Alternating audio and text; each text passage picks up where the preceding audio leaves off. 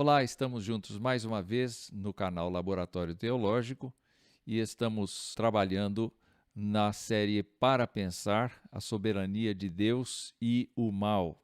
Nós estamos fazendo reflexões em diálogo com a obra de William Fitch, Deus e o Mal, publicado pela editora PES, Publicações Evangélicas Selecionadas, em São Paulo, no ano de 1984. E você, naturalmente, é convidado para se inscrever no nosso canal, gostando do conteúdo, compartilhá-lo com outras pessoas. Nesta ocasião, nós vamos tratar do tema A Nova Criação, Juízo e Redenção do Jugo do Mal. Nós temos visto nos vídeos anteriores que William Fitch procura mostrar que o sofrimento faz parte de uma natureza humana pecaminosa e que nem sempre o sofrimento é provocado pela fraqueza humana, mas é eventualmente provocado pela agência do próprio Deus, a fim de que o ser humano que tem relações com ele possa crescer na experiência e tornar-se, como a Bíblia mostra, semelhante a Jesus Cristo, o eterno Filho de Deus. Hoje, nós vamos trabalhar quase que finalmente nos últimos capítulos do livro, mas vamos dedicar tempo a respeito de até quando vai o mal, até quando vão acontecer as coisas que hoje nós somos testemunhas e eventualmente praticantes. William Fitch começa este capítulo dizendo isto aqui: o mal domina a criação em torno de nós. O pecado, o sofrimento e a dor entraram e infeccionaram a raça humana inteira com espinhos e cardos, corrupção e morte, as principais marcas do pecado. Dessa infecção, ninguém é imune. Deus, contudo, designou em sua aliança que haverá completa derrota de tudo o que é mal e que novos céus e nova terra em que habita a justiça ainda se verão.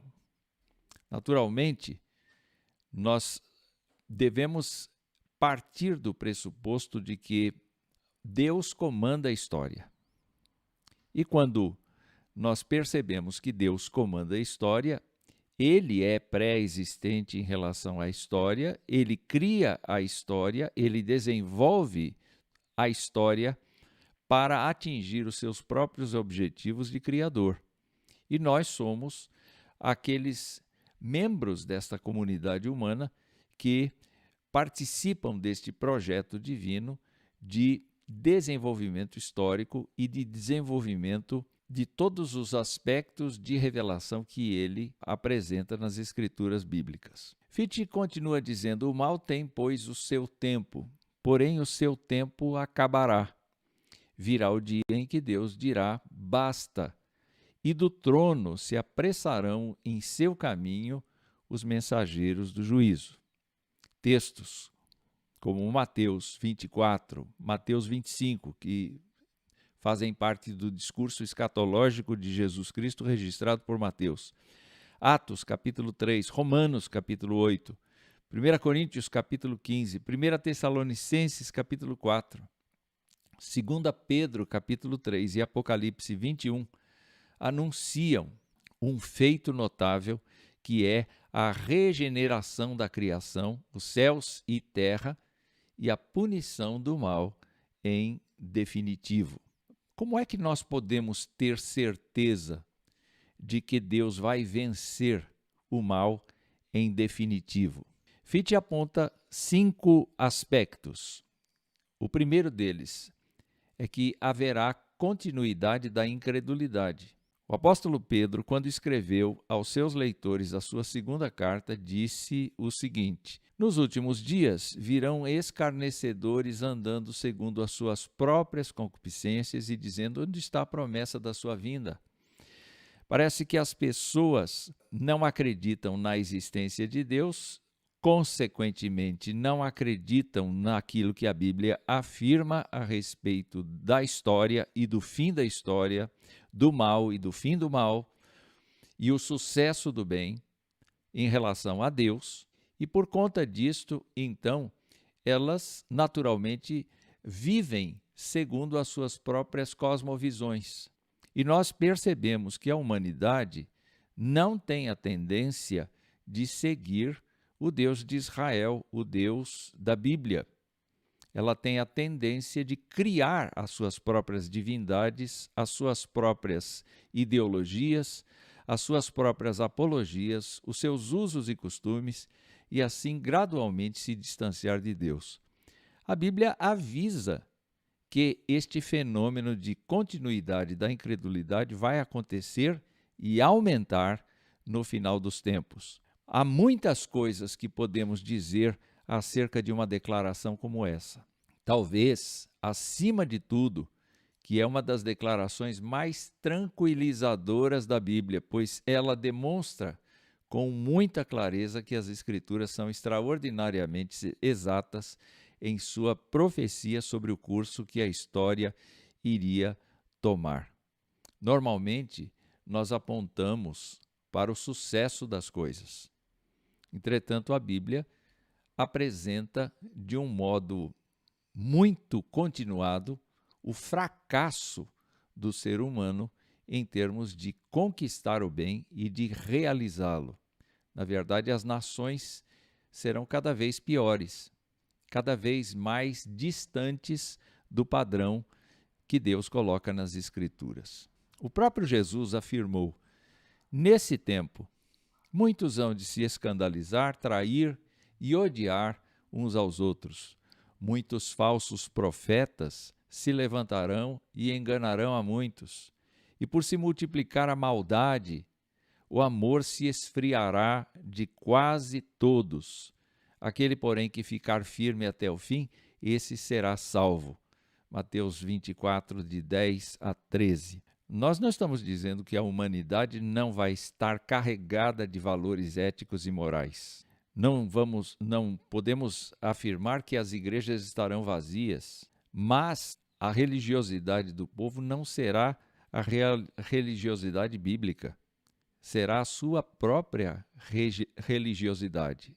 E com isso, nós veremos, sim, uma porção de líderes que se projetam no melhor sentido por ganância e vão certamente produzir engano de muitos. Muitos seguirão as suas teorias, as suas defesas de um estilo de vida que não convive com a realidade bíblica. A segunda coisa que William Fitch aponta no seu capítulo é que Deus tem um horário, mas não um horário marcado por anos, meses, dias e minutos. Os atos justos de Deus na história são determinados não por datas, mas por condições morais.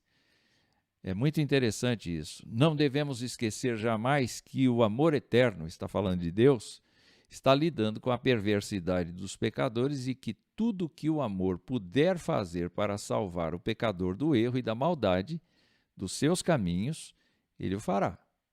A misericórdia e o juízo encontram-se aqui. Nós podemos claramente ouvir de todos os lados: Deus é bom e ele tinha que promover a bondade sobre a terra. Isto é fato. Quando as pessoas, atraídas por ele, convencidas por seu espírito, aceitam a solução que Deus aponta, elas começam a perceber o mover de Deus em suas vidas para o bem. Mas quando a pessoa se distancia de Deus, a única coisa que se pode dizer é que Deus está sendo paciente, até que todos aqueles que Deus está chamando para si conheçam o Evangelho e venham a crer nele. Do contrário, nós caminhamos para um momento inesperado na história em que Deus entrará em ação de maneira objetiva. 2 Pedro nos fala assim: há uma coisa, amados, que vocês não devem esquecer, que para o Senhor um dia é como 1000 anos e 1000 anos são como um dia. O Senhor não retarda a sua promessa, ainda que alguns a julguem demorada. Pelo contrário, ele é paciente com vocês, não querendo que ninguém pereça, mas que todos cheguem ao arrependimento. Então, Fichte diz assim: eis parte da razão para a aparente longa demora de Deus, a sua misericórdia, a sua benignidade, a sua complacência para com os humanos. Em terceiro lugar, William Fichte aponta para a totalidade da derrota do mal. Nota-se aqui também essa totalidade da derrota do mal, porque ela será terrível, repentina, irresistível e final. Deus permitiu que o mal entrasse na criação e que a Satanás fosse concedida permissão para continuar agindo entre os homens, provando, tentando para o mal, incitando para o pecado e, em geral, pondo em ação a sua vontade malvada. Temos visto que, sob a direção do maligno, os homens assediaram o príncipe da vida, Jesus Cristo, em sua morte na cruz. Vimos também que o mal continuou a crescer cada vez mais intensamente até agora. Mas o mal terá fim. Não se permitirá que o mundo em que vivemos continue para sempre sob o domínio do diabo. Se nós olharmos para a maldade do mundo, nós veremos que há um agente ativo, hiperativo, que é o diabo. A sociedade humana, por si só, é caída. Cada indivíduo tem a sua própria tendência de fugir de Deus. Entretanto, não é por um homem, não é por um regime político, não é por uma crença, não é por uma religião que o mundo melhorará. Pelo contrário, a Bíblia aponta que não haverá jeito até que Deus intervenha para assim fazer cessar o mal. E ele trata disto com longanimidade. 2 Pedro continua avisando: pela mesma palavra, os céus e a terra que agora existem têm sido guardados para o fogo, estando reservados para o dia do juízo e da destruição dos ímpios. Porém, o dia do Senhor virá como um ladrão. Nós nunca esperamos um ladrão em nossa casa. Ele sempre vem numa hora em que não esperamos. Naquele dia, os céus passarão com grande estrondo e os elementos se desfarão pelo fogo. Também a terra e as obras que nela existem desaparecerão. A Bíblia vem anunciando isto há milhares de anos e nós precisamos estar atentos a estas afirmações que a Bíblia faz. Em quarto lugar, Pedro oferece algumas ideias de como será esta nova criação. A glória desta nova criação serão novos céus e nova terra nos quais habita a justiça. E Pedro diz na sua segunda carta: nós, porém, segundo a promessa de Deus, esperamos novos céus e nova terra nos quais habita a justiça. Qual é essa promessa? Assim como no princípio criou Deus os céus e a terra, isso está em Gênesis capítulo 1, no fim dos tempos ele criará novos céus e nova terra. Então vamos comparar duas falas, uma delas ocorrida 700 e poucos anos antes de Jesus Cristo vir à Terra e outra quase que um século depois de Jesus Cristo ter partido. Primeiro, a profecia de Isaías: porque assim diz o Senhor, pois eu crio novos céus e nova terra, e não haverá lembrança das coisas passadas, jamais haverá memória delas. E João, escrevendo, diz: vi novo céu e nova terra, pois o primeiro céu e a primeira terra passaram. O que isso está significando? É que Deus instaura uma nova ordem física e espiritual. E Pedro, naturalmente, fala que neste novo céus e nova terra haverá uma justiça, que não é a justiça que nós estamos acostumados a ver praticada pelos seres humanos. É a justiça divina. O próprio Isaías diz assim: porque eu, o Senhor, amo a justiça no padrão dele, e odeio a iniquidade do roubo. Porque como a terra produz os seus renovos e como o jardim faz brotar o que nele se semeia, assim o Senhor Deus fará brotar a justiça e o louvor diante de todas as nações. O texto da profecia fala de Deus implantando o seu modo de ser, o modo de julgar diante dos homens. E o livro de Apocalipse pode nos ajudar nesse momento com esse vislumbre da justiça divina.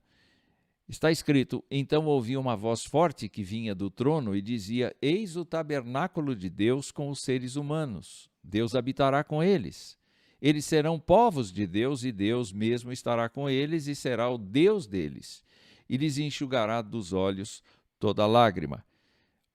Percebam, já não existirá mais morte, já não haverá luto, nem pranto, nem dor, porque as primeiras coisas passaram. E aquele que estava sentado no trono disse: eis que faço novas todas as coisas. Na justiça de Deus, o mal será extirpado. As pessoas viverão uma humanidade sem a cobiça, sem a vaidade, sem a mentira, sem o engodo, sem o desprezo, sem o ódio, porque neles, nos seres humanos ali, na presença de Deus, vai haver exatamente a justiça do próprio Deus nos corações e nas vidas e nas práticas cotidianas desses seres humanos salvos. O contrário disso é que o mal vai ser alojado num outro lugar com aqueles todos que rejeitaram a Deus e que se tornaram responsáveis por sua decisão diante de Deus. Em quinto e último lugar, Pedro tem algo particular para dizer sobre a pureza da vida dos que esperam esse dia. E ele diz: por essa razão, amados, esperando estas coisas, esforcem-se para que Deus os encontre sem mácula, sem culpa e em paz. Tenham cuidado para que não sejam arrastados pelo erro dos insubordinados ou desses insubordinados e caiam da posição segura em que se encontram. Pelo contrário, cresçam na graça e no conhecimento de nosso Senhor e Salvador Jesus Cristo. A Ele seja a glória tanto agora como no dia eterno. Ora, o que Pedro está significando com este último ponto é que enquanto Deus não intervém na história para fazê-la se confrontar com a sua santidade, com a sua justiça, e ele não executa o seu juízo sobre as pessoas e sobre toda a natureza que ele criou, os cristãos devem viver a cada dia de uma maneira mais próxima dele, em obediência a ele. Se houver sofrimento, colocar o sofrimento nas mãos dele. Mas certamente lembrando que a incredulidade vai aumentar consideravelmente, que as pessoas vão ser agressivas por causa da fé, mas ao mesmo tempo, o mal tem um dia, por causa da longanimidade de Deus, só ele sabe o dia, mas tem um dia em que Deus vai dizer basta. E quando Deus disser basta, cada um daqueles que confessam a Jesus Cristo como seu Senhor e Salvador entrarão para uma vida em que a justiça de Deus lhes é aplicada de maneira objetiva e constante. E o que nós devemos, então, é esperar com paciência e com zelo até aquele dia. Isto é o que eu tinha para lhes dizer hoje.